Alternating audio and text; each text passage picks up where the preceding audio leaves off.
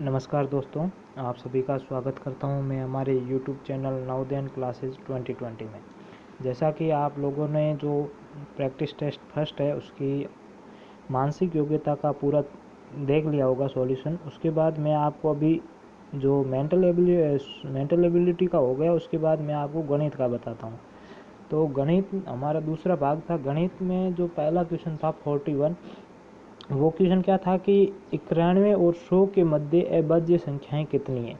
तो 91 से लेकर 100 के बीच में एक ही अभाज्य संख्या है, वो है 97। ठीक है, और बाकी 93 नहीं है, क्योंकि 93 में 3 का पूरा भाग जाएगा। ठीक है, तो और आपको 91 भी कंफ्यूज करेगा, तो 91 भी नहीं है, क्योंकि 91 भी डिवाइड हो जाता है। तो आपको मतलब कि अभाज्य संख्या पूछी, यानी कि या तो वो स्वयं से डिवाइड हो या फिर एक से डिवाइड हो। तो यहाँ पर 91 और 93 दोनों ही डिवाइड हो रहे हैं, तो पीछे एक 97 बचेगा, वो 97 आपका एक अभाज्य संख्या हो जाएगी। उसके बाद दूसरा क्वेश्चन है 42 नंबर, जिसमें आपको क्या करना है, गुणा करनी है। आपको दिया हुआ है मतलब कि 0.4, 0.04, 0.004 और 4 का गुणनफल कितना होगा। तो आपको गुणा करना है। तो गुणा करते समय आपको पहले क्या करना है, सभी पॉइंटों को हटा देना है। जितने भी अंक है उनको आपस में गुणा कर देना है। यहाँ पर देखो पॉइंट 4 4 4 सब की जगह 4 ही है, तो पहले 4 4 को गुणा कर दिया। उसके बाद काउंट कर लो कि पॉइंट कितने अंक बाद है। तो यहाँ पर पहले देखोगे तो पॉइंट के बाद 1 अंक है, एक दूसरे में देखोगे तो पॉइंट के बाद 2 अंक है, और तीसरे में देखोगे तो पॉइंट के बाद 3 है। तो 1 2 3 तीनों को जोड़ेंगे तो टोटल 6 अंक आ रहा है। यानी कि आपको पॉइंट लगाना है 256, वो 6 अंकों से पहले पॉइंट लगाना है। लेकिन 256 में तो 3 ही अंक है, इसीलिए पहले 3 और जीरो लगा दिए और उसके बाद पॉइंट लगा दिया। उसके बाद अगला क्वेश्चन है 43 नंबर, तीसरा। यदि किसी 31 मास वाले मास का पहला दिन सोमवार है, तो उसके 31वें दिन कौन सा वार होगा। आपको पूछा है मतलब कि कोई महीना है, 31 दिन का महीना है, उसमें पहला दिन सोमवार है, तो आपको 31वां दिन कौन सा होगा। तो ये भी आपको दिया हुआ है कि पहला दिन 8वां दिन, यानी कि 7 दिन बाद हर 7 दिन बाद वो वही वार आएगा, क्योंकि सप्ताह में 7 दिन होते हैं। इसीलिए पहला दिन, 8वां दिन, 15वां दिन, 22वां दिन और 29वां दिन सोमवार ही होगा 7 दिन बाद। उसके बाद 30वां दिन मंगलवार हो जाएगा और 31वां दिन बुधवार हो जाएगा। ऐसे भी आप ज्ञात कर सकते हो। उसके बाद 44 नंबर है। 44 नंबर में विद्यार्थियों की अधिकतम संख्या पूछी है। यानी कि आपको क्या पूछा है कि श्रीमती आरती ने 75 पेंसिल और तथा 60 रबड़ अपने विद्यार्थियों को समान रूप में बांटे। कक्षा में अधिकतम विद्यार्थियों की कितने विद्यार्थी है। तो आपको विद्यार्थियों की संख्या पूछी, अधिकतम पूछी है, तो आपको मैं से ज्ञात करना पड़ेगा, HCF ज्ञात करना पड़ेगा। तो 75 और 60 का HCF ज्ञात करोगे तो 15 आ जाएगा। उसके बाद 45 नंबर क्वेश्चन है। 45 नंबर क्वेश्चन क्या है, 800 तथा 900 के बीच में कौन सी संख्या 13 और 17 दोनों से पूर्णतः विभाजित होगी। अब 13 और 17 दोनों अभाज्य संख्याएं हैं, इसलिए पहले दोनों को गुणा कर लो। तो दोनों को गुणा करेंगे तो 221 आएगा। अब 221 के गुणा में जो 800 और 900 के बीच में जो संख्या होगी वही 17 और 13 से डिवाइड हो जाएगी। इसीलिए आपको मतलब 800 और 900 के बीच में 221 के मल्टीप्लाई में कौन सी संख्या आ रही है वो आपको ज्ञात करना है। तो यहाँ पर 221 को 4 से गुणा किया है तो 884 आ गया। उसके बाद अगला प्रश्न क्या है, प्रश्न नंबर 46 है, 46। उसमें आपको क्या दिया हुआ है, 5 0 9 3 और 8 अंकों द्वारा बनी 5 अंकों की सबसे बड़ी से बड़ी संख्या तथा सबसे छोटी से छोटी संख्या का अंतर। ये तो बहुत ही प्रश्न ईजी है, इसमें आपको कुछ नहीं करना। सब बड़ी संख्या पूछिए तो सबसे पहले बड़े बड़े अंक लिखने हैं। यहाँ पर 9 सबसे बड़ा है, फिर 8 है, फिर 5 है, फिर 3, फिर 0। यानी कि सबसे बड़ी संख्या बनानी तो सबसे पहले बड़े अंक लिखने हैं, और सबसे छोटी संख्या बनानी है तो एक बात ध्यान रखना, 0 अगर आप सबसे 0 छोटा होता है, लेकिन आपको 0 जब भी दिया हुआ हो 0 को दूसरे अंक पर स्थान पर रखना है। अगर आप 0 को पहले स्थान पर रखोगे तो 0 का कोई मान नहीं रहेगा और वो 4 अंकों की संख्या बन जाएगी। इसीलिए ये चीज़ ध्यान रखनी है छोटी वाली। अगर आपको अंकों में 0 अंक दिया हुआ है तो 0 को दूसरे नंबर पर रखना है, बाकी वैसे ही रखना है, सबसे छोटा अंक फिर बड़ा बड़ा बड़ा ऐसे रखना है। अगला क्वेश्चन है, आपको एक श्रृंखला दी गई है, उस श्रृंखला में आपको पूछा है कि अगला पद क्या होगा। तो पहले दिया हुआ 2013, 2005, 1997 और अगला पूछ रहा है। तो 2013 और 2005 के बीच में डिफरेंस है वो 8 का है। फिर 2005 और 2097 में भी 8 का, यानी कि 2013 में 8 को घटाएंगे तो 2005 आ रहा है, 2005 में 8 को घटाएंगे तो 1997 आ रहा है। वैसे ही 1997 में अगर हम 8 को घटाएंगे तो 1989 आ जाएगा। तो हमारा जो 1989 वो एकदम सही है। वैसे यहाँ पर आगे पूरे दिए हुए हैं, यानी कि कौन सा ऑप्शन सही हो जाएगा, तो आप टिक लगाते जाना, यानी कि इसमें बी सही होगा। उसके बाद 48 नंबर क्वेश्चन है, उसमें आपको कुछ नहीं करना है। यहाँ पर 48 नंबर क्वेश्चन क्या है, 2 का 100% प्लस 200 का 1%, तो 2 का 100% यानी कि 2 गुणा 100/100 प्लस 200 गुणा 1/100, तो 100 से 100 कट जाएगा, 2 आएगा। फिर यहाँ पर 200 की 2 जीरो और 100 की 2 जीरो, 2 से 2 जीरो कट जाएगा। फिर 2 को 1 से गुणा करोगे तो 2 आएगा, और 1 को 1 भाग 2 में 1 का भाग दोगे 2 आएगा, यानी 2 + 2 4 आ जाएगा। ये बहुत ही आंसर मतलब कि सरल क्वेश्चन है, इसका ऑप्शन डी एकदम सही है। आगे 49 में दिया हुआ है आपको, क्या दिया हुआ, 8.25 मीटर का 75 सेंटीमीटर कितना प्रतिशत है। तो आपको पहले क्या करना है, 8.25 को पहले सेंटीमीटर में कन्वर्ट करना है। सेंटीमीटर कन्वर्ट करने के लिए पहले 100 से गुणा करना पड़ेगा, तो 825 सेंटीमीटर आ गए। अब 825 सेंटीमीटर आ गए, अब आपको क्या करना है, 75% पूछा है तो 75/825 × 100% में कन्वर्ट कर लो। तो आपका इसका जो ऑप्शन नंबर होगा वो डी हो जाएगा, 49 में डी हो जाएगा सही। उसके बाद जो 50वां क्वेश्चन है, वहाँ पे आपको पूछा है कि 24 मतलब कि आपके पास भिन्न भिन्न विमाओं वाले कितने आयत हो सकते हैं जिनमें प्रत्येक का क्षेत्रफल 24 हो। यानी आपको पूछा है कि ऐसे के कौन कौन सी भुजाएं वाले आप ले सकते हो जिनका क्षेत्रफल 24 ही हो। तो आपको 24 के गुणनफल करने हैं। तो गुणनफल कौन कौन से होते हैं, 1 2 3 4 फिर 6 फिर 12 फिर 24। तो 1 और 24 को गुणा करेंगे तो भी 24 आ रहा है, यानी कि 24 लंबाई हो सकती है और 1 चौड़ाई हो सकती है, ये भी आयत बन सकता है। दूसरा आपको 2 और 12 वाला भी आयत बन सकता है, यानी दूसरा भी बन सकता है। तीसरा आपको 3 और 8 वाला भी बन सकता है। चौथा 6 और 4 वाला बन सकता है, यानी कि टोटल आपको 24 वर्ग सेंटीमीटर वाले क्षेत्रफल वाले आयत की विमाएँ टोटल 4 आयत संभव है, यानी कि 4 आयत बन सकते हैं। एक तो 1 और 24 का बन सकता है, एक 2 और 12 का बन सकता है, एक 3 और 8 का बन सकता है, और 4 और 6 का बन सकता है। तो 50 में आपका सी एकदम सही हो जाएगा।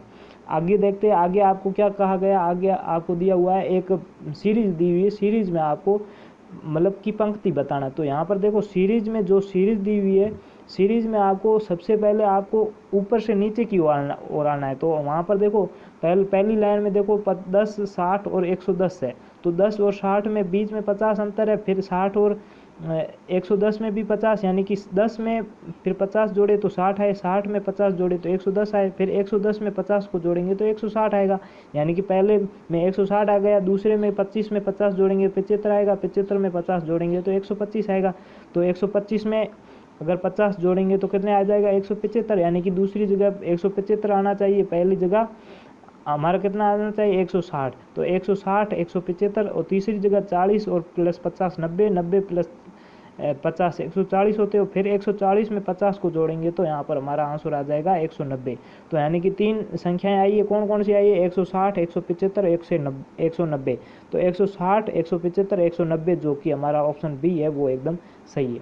तीसरा अगला क्वेश्चन है 52 नंबर क्वेश्चन। वो आपको क्या दिया हुआ है कि आपको पूछा है कि जो ऑप्शन दिए हुए है उनमें से कौन सा मतलब कि कौन से ऑप्शन में एक मतलब उसको सोल्व करेंगे तो एक से ज़्यादा मान आएगा।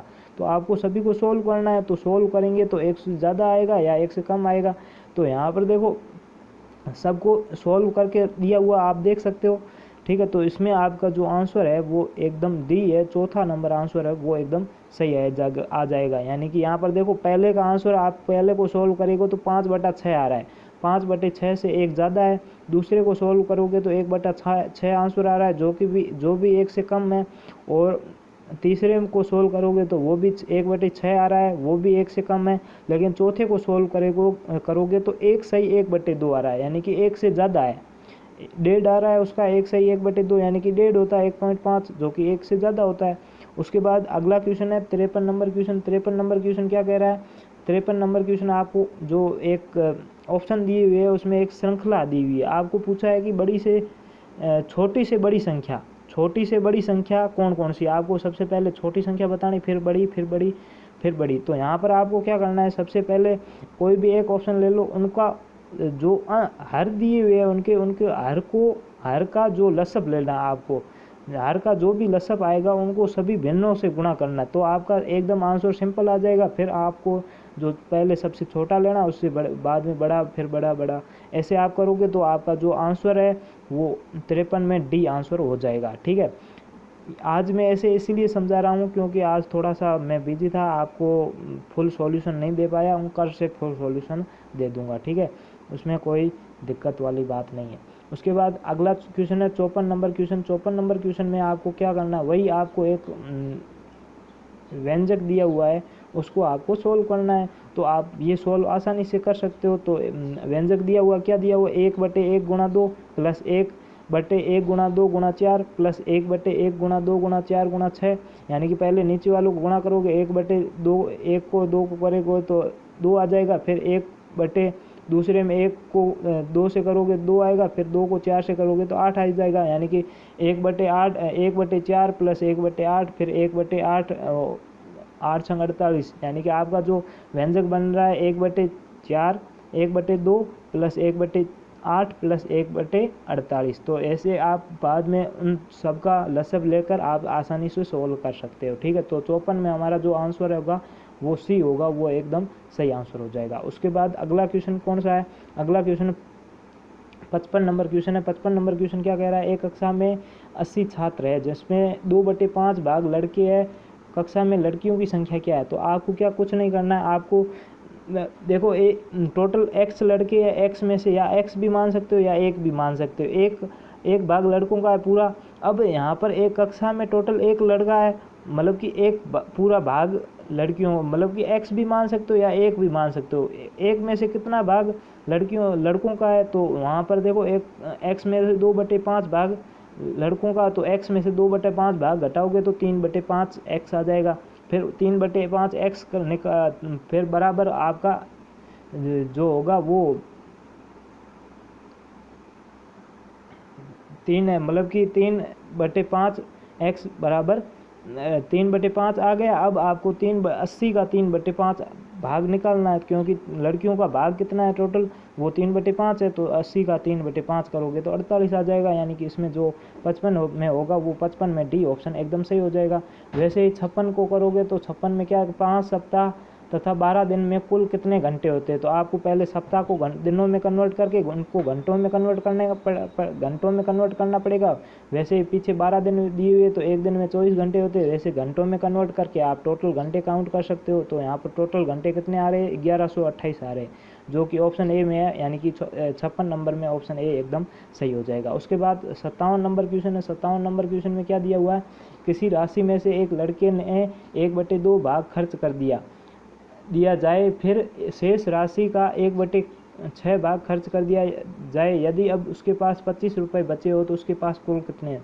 तो पहले आपको x टोटल राशि x माननी है, x में से 1/2 भाग को घटाना, फिर पीछे जो शेष बचे उसका शेष का 1/6 भाग ज्ञात करना है, उस फिर शेष में से जो 1/6 भाग आए उसको घटा देना, तो पीछे जो जितना भाग आए उसका बराबर आपको 25 रुपये रखना है। तो यहाँ पर आपका सीधा सीधा आंसर आ जाएगा। यहाँ पर फुल तरीके से समझाया भी हुआ है, तो यहाँ पर जो 57 नंबर क्वेश्चन है उसका 60 आंसर आ जाएगा, यानी कि जो टोटल मतलब कि रुपए थे वो 60 रुपये थे, तो इसका बी ऑप्शन सही हो जाएगा। यहाँ पर आप फुल सॉल्यूशन आराम से देख सकते हो। ठीक है, अगला क्वेश्चन है 58 नंबर क्वेश्चन है। 58 नंबर क्वेश्चन में आपको क्या करना है, निम्न में से कौन सी संख्या में अंक 3 10,000वें के स्थान पर है, यानी कि आपको ऑप्शन दिए हुए उनमें से आपको ज्ञात करना है कि तीन कौन सा 10,000वें स्थान पर है, 3 का मान कौन सा 10,000वें के, यानी कि आपको इकाई दाई काउंट करना है, फिर जो भी 10,000 पर जो आ रहा है वो अंक 3 आना चाहिए, यानी कि कौन से ऑप्शन में 10,000 स्थान पर 3 आ रहा है। तो यहाँ पर जो डी ऑप्शन है उसमें 10,000 स्थान पर 3 आ रहा है, यानी कि जो हमारा 58 में डी ऑप्शन सही हो जाएगा। ये बिल्कुल ही आसान था। उसके बाद 59 है, वो आपको क्या दिया हुआ है, एक फल विक्रेता ने 100 रुपये के 1 दर्जन संतरे बेचकर 20 रुपये लाभ कमाया है, तो लाभ प्रतिशत क्या।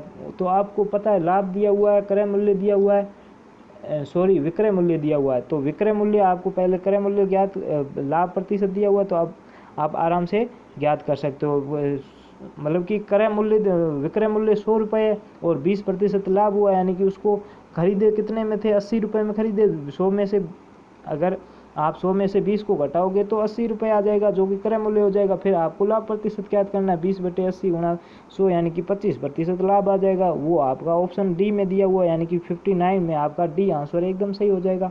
फिर 60 नंबर क्वेश्चन दिया हुआ है। 60 नंबर क्वेश्चन क्या दिया हुआ है कि आपको एक दंड आलेख दिया हुआ है, उसमें आपको क्या दिया हुआ है, 5 दिनों में 50,000 खिलौने बनाने का लक्ष्य पूरा करने के लिए फैक्ट्री को शुक्रवार को और कितने खिलौने बनाने पड़ेंगे। पहले आपको क्या करना पड़ेगा, सबसे पहले बाकी जो 4 दिन दिए हुए, सोमवार, मंगलवार, बुधवार, गुरुवार, ठीक है, इन चारों दिन जितने भी खिलौने बना दिए वो उनको टोटल काउंट करना होगा। तो यहाँ पर 10,000 प्लस 7,000 प्लस 8,000 प्लस 5,000 को काउंट करोगे तो 30,000 आ जाएगी। अब वहाँ पर क्या करना है, शुक्रवार तक 50,000 बनाने हैं और 30,000 बना लिए, तो अब बाकी शुक्रवार को कितने बनाने पड़ेंगे, तो शुक्रवार को 20,000 बनाने पड़ेंगे। तो आपका जो ऑप्शन नंबर सी है 20,000, वो सी में आपका यानी कि 60 में सी हो जाएगा एकदम राइट। वैसे ही अगर आप हिंदी में आपको कोई भी सर ने समझा दिया होगा, फिर भी आपको कोई दिक्कत है तो आप यहाँ पर फुल सॉल्यूशन देख सकते हो। मैं आपको पूरा एकदम फुल बता रहा हूँ, आप फुल सॉल्यूशन देख सकते हो, ठीक है। आज मैं ऐसे समझा रहा हूँ, बाकी आज थोड़ा सा टाइम नहीं मिला इसीलिए मैंने ऐसा समझा दिया। बाकी कल से आपको फुल सॉल्यूशन मैं खुद करके समझाऊंगा। दोस्तों आज के लिए इतना ही।